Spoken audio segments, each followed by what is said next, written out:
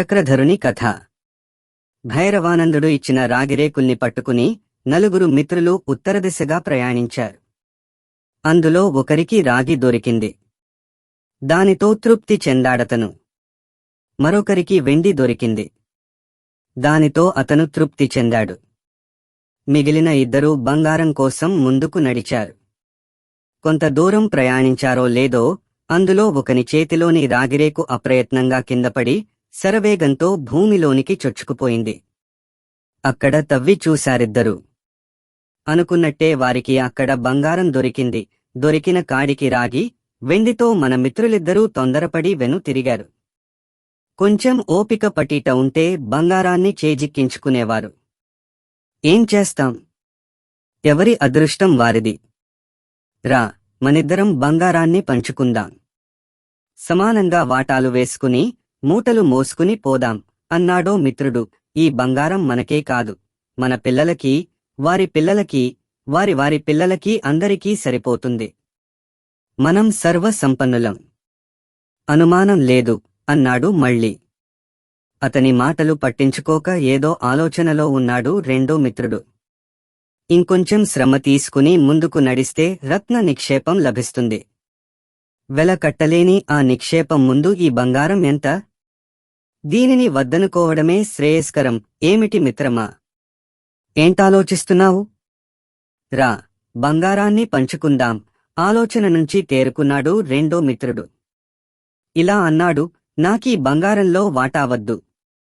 మొత్తం అంతా నువ్వే తీసుకో. నాకింకా ముందుకు వెళ్ళాని ఉంది. అతని అత్యాశకి ఆశ్చర్యపోయాడు మొదటి మిత్రుడు.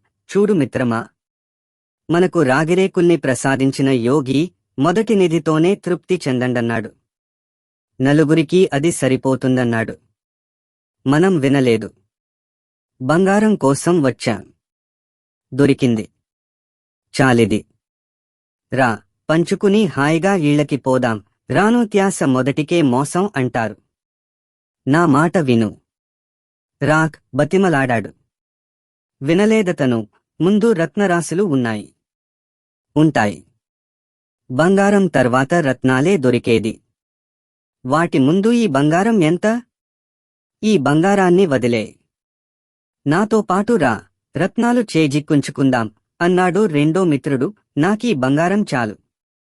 నాకెలాంటి రత్నాలు వద్దు.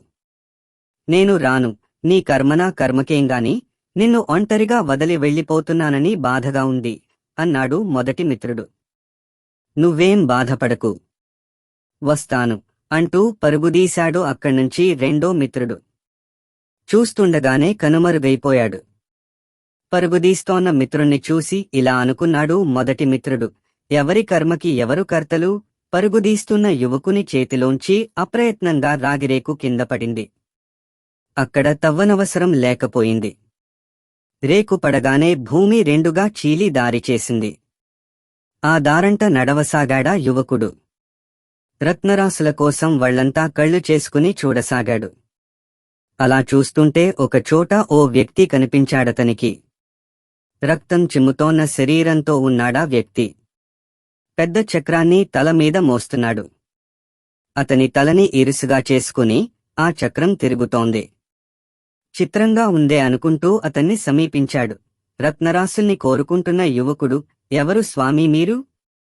మీ నెత్తిన ఆ చక్రం ఏమిటి? అడిగాడు. సమాధానంగా ఆ వ్యక్తి తన తలమీది చక్రాన్ని తీసి యువకుడి నెత్తి మీద పెట్టాడు. పెట్టిన మరుక్షణం ఆ చక్ర అతని తలని ఇరుసుగా చేసుకుని తిరగసాగింది. భరించలేని నొప్పిని కలుగజేసింది. తట్టుకోలేకపోయాడతను. ఏమిటి స్వామీ ఇది? ఇది నా తలమీద పెట్టారేమిటి? ఈ బాధను భరించలేకుండా ఉన్నాను.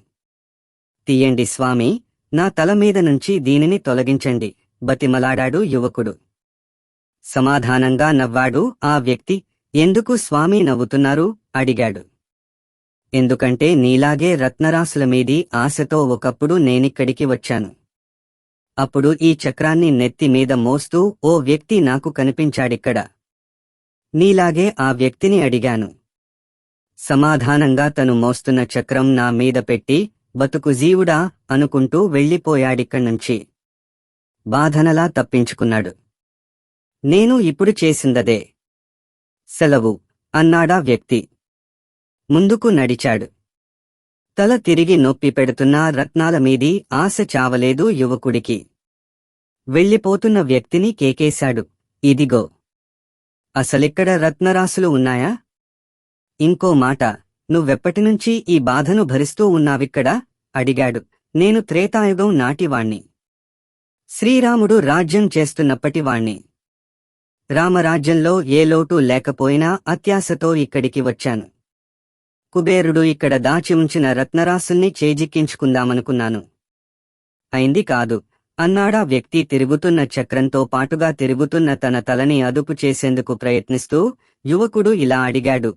రత్నరాసుల సంగతి చెప్పలేదు. అదిగో అటు చూడు చూపించాడా వ్యక్తి. చూశాడు యువకుడు.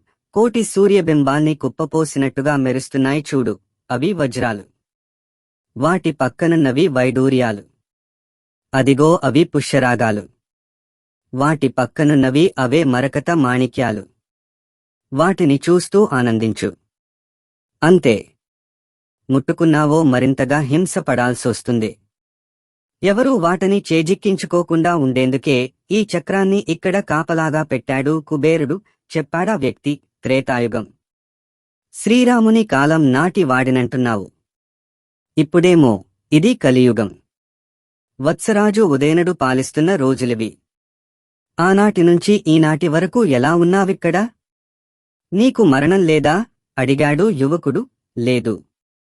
చక్రభ్రమణంతో అనుక్షణం మరణయాతన అనుభవిస్తూ బతకాల్సిందే. నాకే కాదు, నీకు మరణం ఉండదిక్కడ.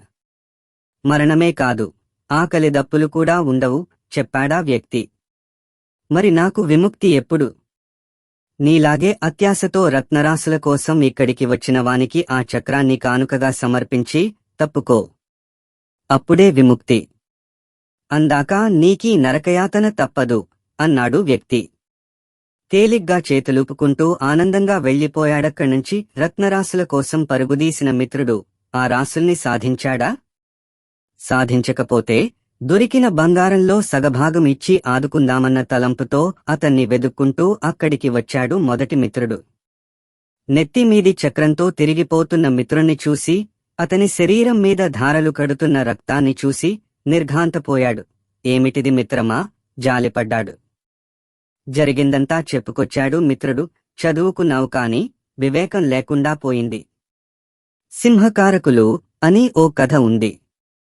ఆ కథలో చదువుకున్న అవివేకంతో కీడు తెచ్చుకున్న మిత్రబృందంలా తయారయ్యావు నువ్వు అన్నాడు మొదటి మిత్రుడు. ఏంటా కథ? దయచేసి చెప్పు. కథ వింటుంటే ఈ బాధ మరచిపోవచ్చు అడిగాడు రెండో మిత్రుడు. మొదటి మిత్రుడు చెప్పసాగాడిలా. అనగనగా ఓ అగ్రహారం. ఆ అగ్రహారంలో మనలాగే నలుగురు మిత్రులు ఉండేవారు. నలుగురిలో ముగ్గురు బాగా చదువుకున్నారు. విజ్ఞానశాస్త్రం వారికి తెలిసినట్టుగా వేరెవరికీ తెలీదు. నాలుగోవాడు ఇందుకు భిన్నం. వాడికి చదువబ్బలేదు. ఆటపాటలతోనే కాలాన్నంతా గడిపేశాడతను. అయితే మంచి లోకజ్ఞానం సంపాదించాడు. ఈ నలుగురు డబ్బు సంపాదించేందుకు దేశాటనకు బయల్దేరారు. తమతో చదువబ్బని వాడు రావడం చదువుకున్న ముగ్గురిలో మొదటివాడికి నచ్చలేదు. నీకు చదువు లేదు. చదువు లేనివాడు డబ్బు సంపాదించడం అసాధ్యం. మేము చదువుకున్నవాళ్లం. డబ్బు సంపాదిస్తాం. మేము డబ్బు సంపాదిస్తే మాతో కలసి వచ్చిన అదృష్టానికి నీకు డబ్బు వాటాగా ఇవ్వాల్సి వస్తుంది. అలా ఇవ్వడం నాకిష్టం లేదు.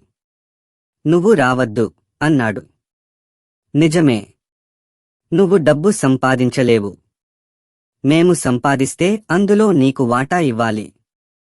ఇవ్వడం మాకిష్టం లేదు. అందుకని నీకెందుకు శ్రమ? మాతో రాకు అన్నాడు రెండోవాడు. తప్పురా. చిన్నప్పటినుంచి మన నలుగురం స్నేహితులం. స్నేహితులం అన్న తర్వాత నీకు చదువు లేదు, మేం సంపాదించిన దానిలో నీకు వాటా ఇవ్వవడం మాకిష్టం లేదు లాంటి మాటలు మాట్లాడకూడదు. వాణ్ణి రానియండి. తోడుగా ఉంటాడు. తోడుగా ఉన్నందుకైనా సంపాదించిన దానిలో వాడికి వాటా ఇద్దాం అన్నాడు మూడోవాడు. లేదు లేదని ఎంత వాదించినా ఒప్పుకోలేదతను. దాంతో తప్పింది కాదు. నాలుగోవాణ్ణి వెంటబెట్టుకున్నారు. అంతా దేశాటనకు బయల్దేరారు.